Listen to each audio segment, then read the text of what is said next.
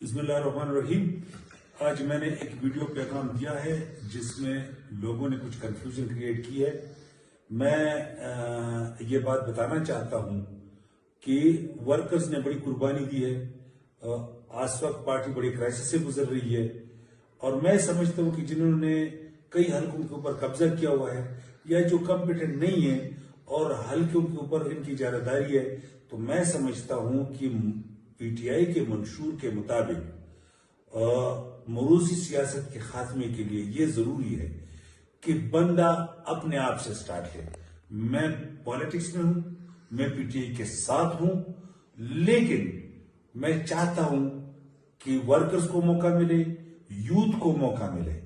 اور یہ کسی کی اجارہ داری نہ ہو کہ اگر ایک دفعہ یا دو دفعہ وہ الیکشن لڑے یا ایم پی اے منسٹر بن جائے تو وہ تاحیات اس کا حلقے کے اوپر قابض ہو۔ اسی سوچ کے ساتھ، کیونکہ یہ تحریک انصاف کے منشور کے مطابق ہے، میں نے اپنے آپ سے